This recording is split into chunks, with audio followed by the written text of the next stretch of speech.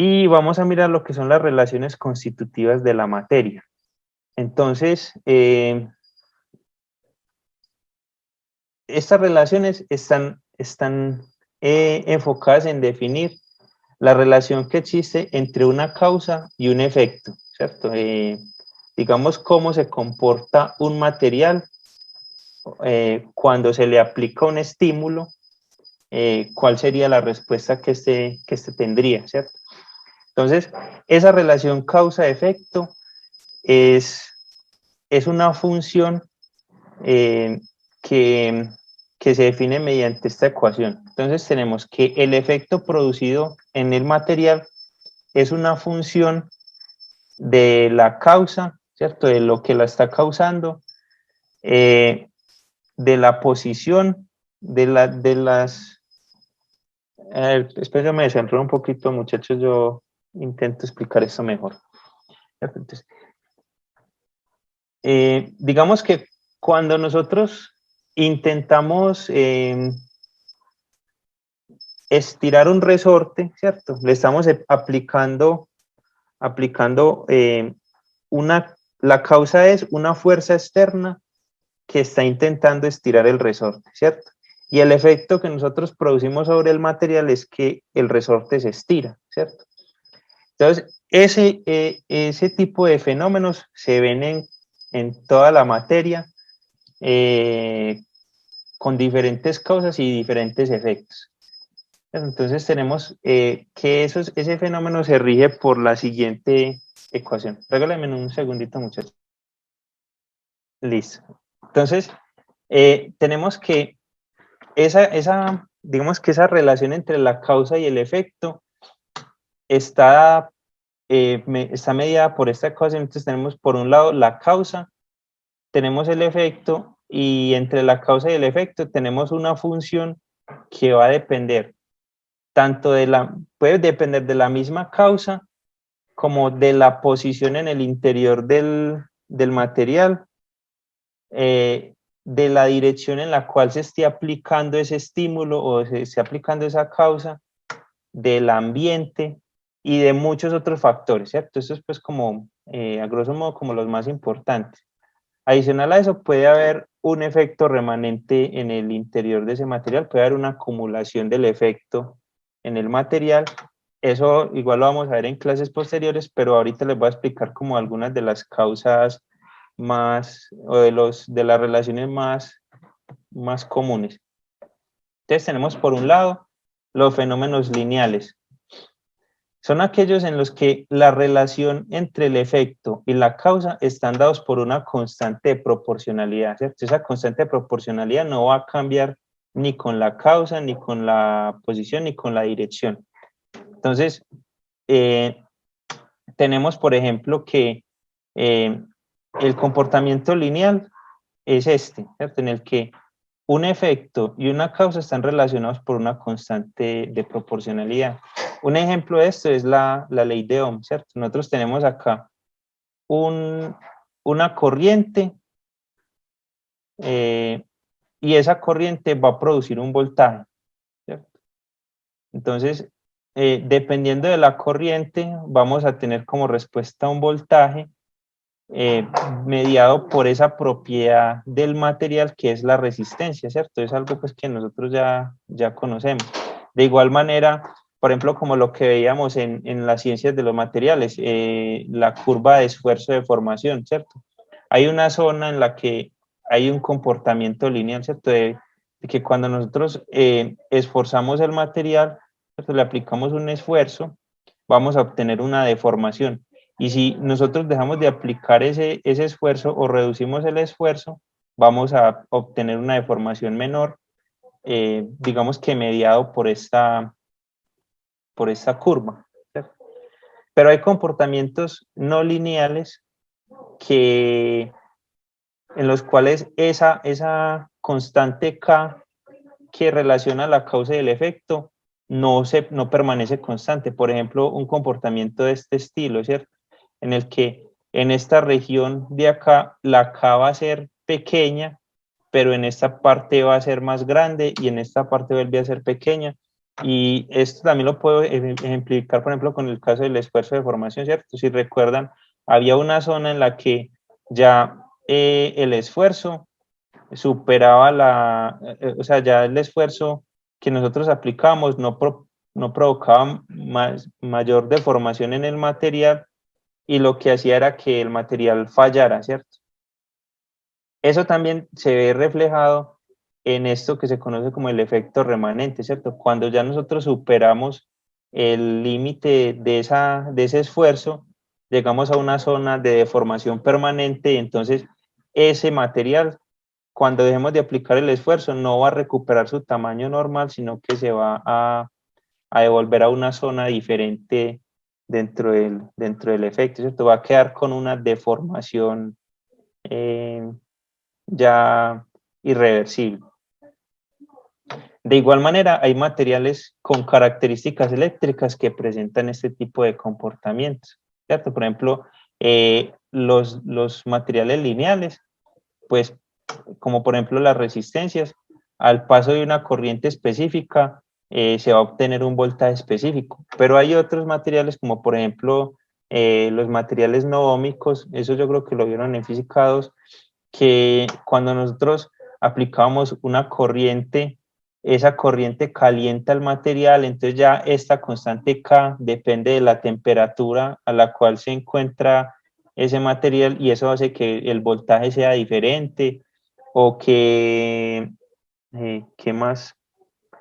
Pues, o que por ejemplo son de aleaciones raras y presentan unos comportamientos diferentes a lo que se muestra en esta gráfica. Entonces, los fenómenos lineales están mediados por esta ecuación en los que el efecto y la causa están relacionados a través de una constante de proporcionalidad acá. Tenemos los fenómenos homogéneos. Entonces, los fenómenos homogéneos son aquellos en los que al evaluar la relación causa-efecto en cualquier punto del material, digamos que esa constante K va a tener un único valor. Entonces, esa constante K no va a depender ni de la posición, no va a depender de la posición en la cual se esté evaluando. Entonces, por ejemplo, digamos que yo tengo un cuerpo en el que voy a aplicar,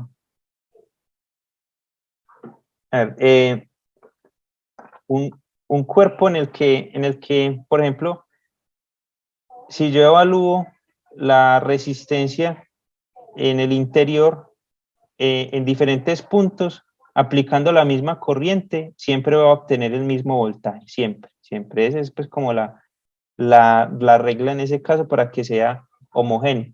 Pero si por ejemplo yo estoy bueno, por ejemplo, estoy acá en esta región, acá tengo un cuerpo con dos, digamos, tengo acá un cuerpo. Entonces, por ejemplo, aplico acá el, el estímulo y voy a obtener por un lado, voy a obtener este valor, ¿cierto? Pero cuando yo aplico ese mismo estímulo en la otra región del cuerpo, entonces ya voy a obtener es un valor diferente para el efecto, ¿cierto? Entonces, en este caso, este cuerpo no es homogéneo porque para diferentes puntos en el interior del cuerpo, para una misma causa, voy a obtener diferentes efectos. Eso es pues lo que quiere decir esa parte de homogeneidad.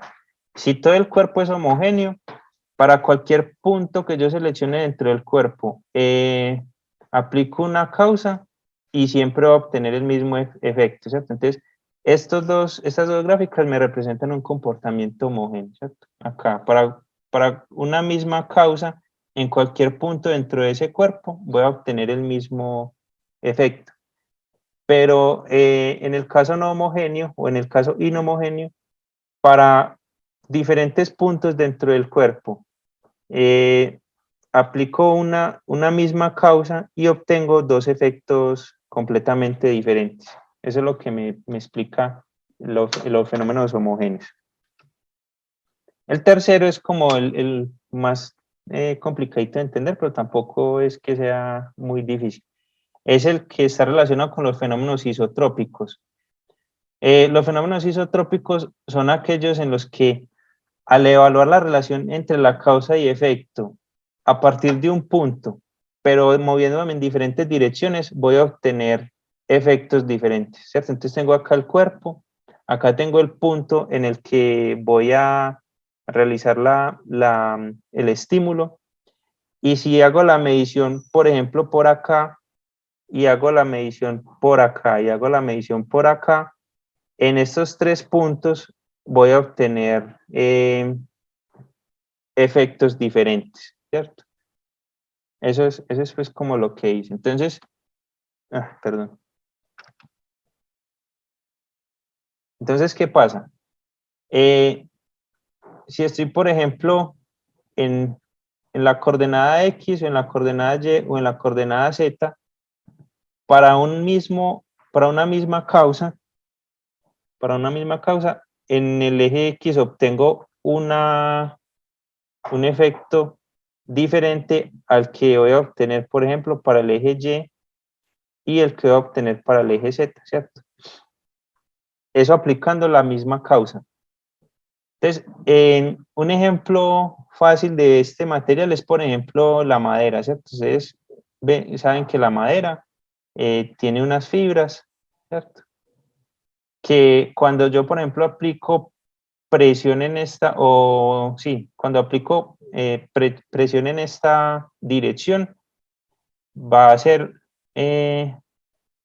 menos, digamos, si intento, por ejemplo, abrir la madera en esa dirección, va a ser menos resistente que si lo hago en esta dirección, ¿cierto? Van a haber diferencias de esa propiedad de resistencia del material dependiendo de la dirección en la cual esté yo aplicando la fuerza, ¿cierto?